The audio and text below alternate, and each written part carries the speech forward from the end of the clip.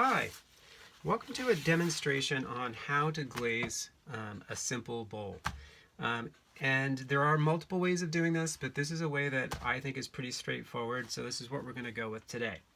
The first thing you want to do, make sure your glaze is really homogeneous and consistent, so just stir it up really well. If it really has some kind of like granular lumps or bumps in there, you might want to run it through a screen beforehand. But this looks nice and kind of smooth. All right, now the next thing we're going to do is check the bisqueware. If it hasn't been rinsed, rinse it, because bisqueware always has some dust on it. If you've handled it with your fingers, you've probably kind of gotten oils or dirt on the surface, and when that happens to a certain extent, if that gets heavy enough, it can actually cause glaze to not adhere. The technical term is called crawling, where bare spots occur where the glaze doesn't kind of hold on to the surface, and that doesn't look purposeful. It looks like an accident. So a quick rinse is all you need, and I'm going to take this pinch pot here, and I'm going to dip it in water quickly. If I let it, and it gives you a preview when if you have, let's say, black underglaze like this is a slip design, and I'm putting clear glaze on top of.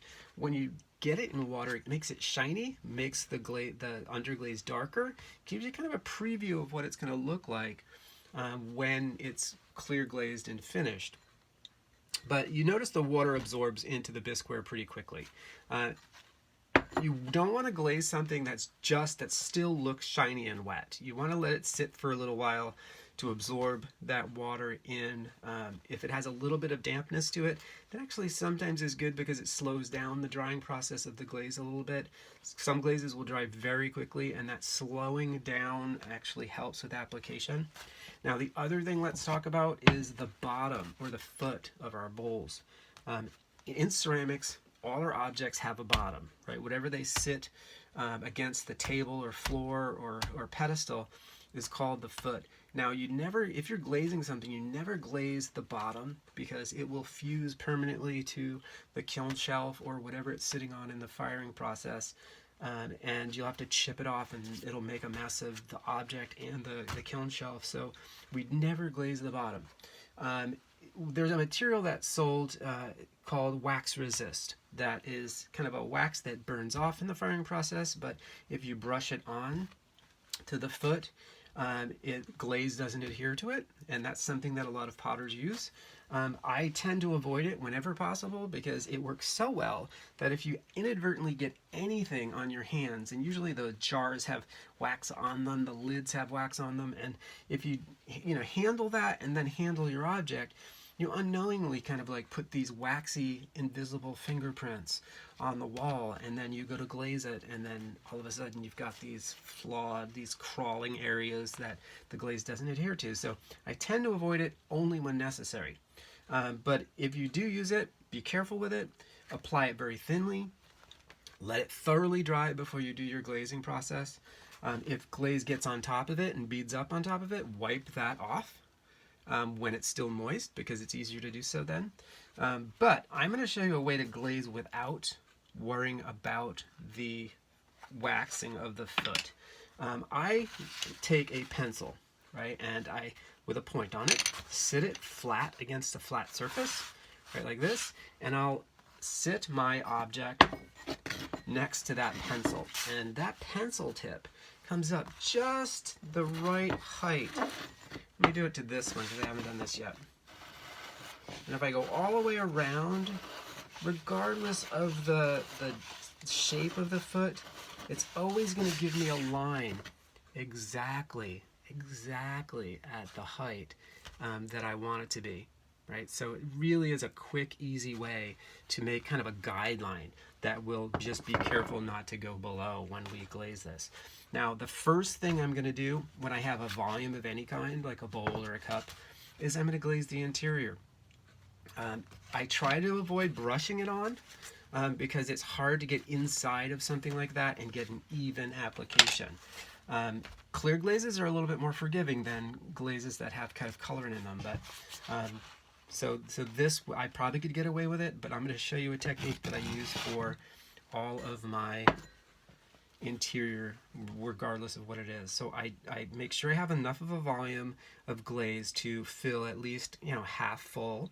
And I'm going to pour this in. And I'm going to be careful just to keep it inside. And then I'm going to kind of angle it and rotate it.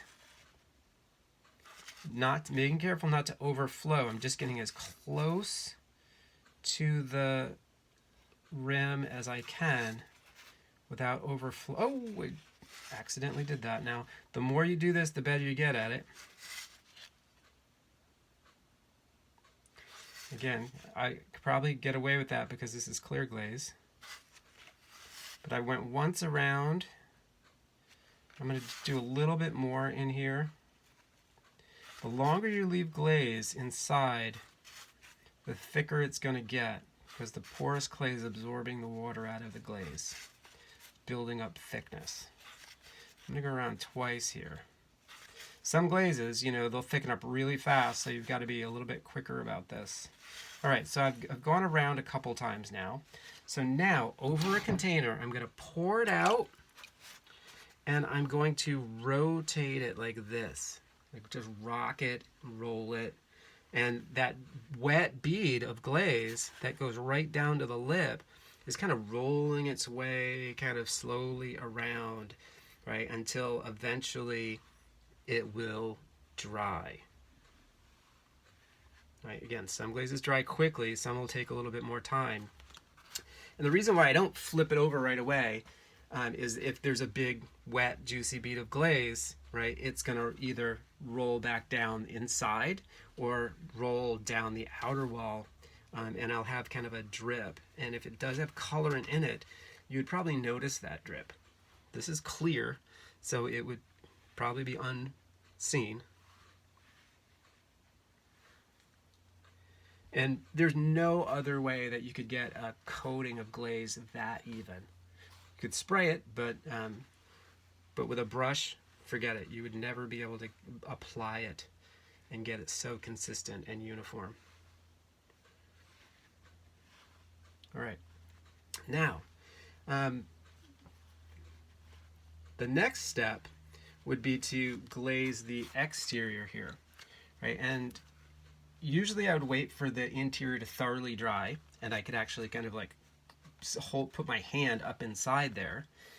But just to make this a quick demonstration, what we're going to do here is I'm just going to hold, and I'll show you how to brush apply it to the outer wall here. And these Hake brushes, right, which are really soft, flat brushes, hold a lot of material, right? And you really want to fill the brush with glaze. And you want your brush strokes to be really fluid. And I'm going to start at upside down because if this runs, and in ceramics you use the term or hear the term or read the term a lot when it comes to glazing, flowing coats. It means the glaze is almost just flowing out of the brush, right? And if it drips, you just kind of chase that drip as it kind of flows out of the brush. So if we do it upside down, the drips will just run to the lip. So I'm going to start at the foot, and I'm just going to flow it on really thick, really smooth, right? So that whole area there now has a really nice uniform application of glaze. And then I would just rotate this and continue to do it.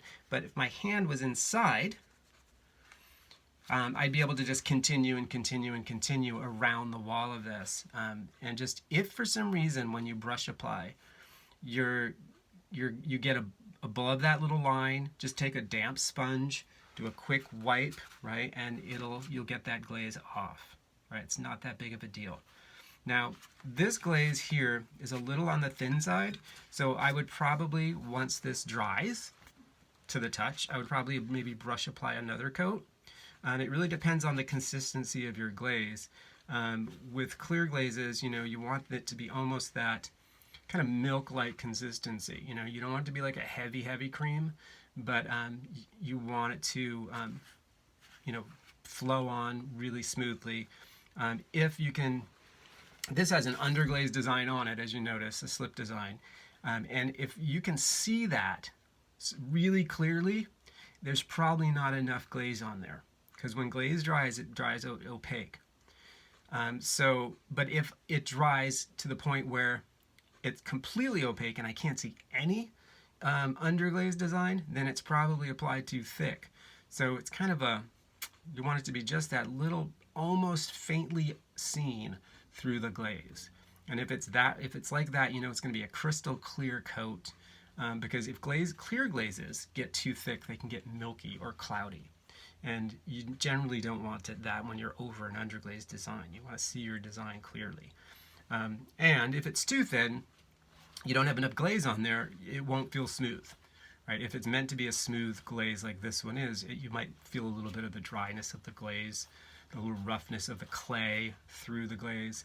So it just didn't have enough on there. So I'm going to let this dry a little bit more and then continue the brush application process and probably put a second coat on the surface of this.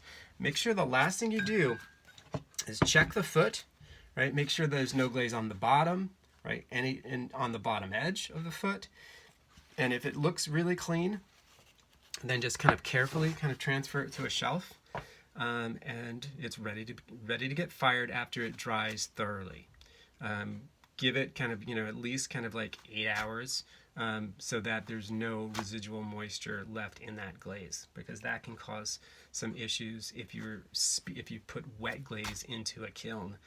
It can dry too quickly and kind of peel or flake off the wall of the object. All right, so thank you very much, and good luck with your pots.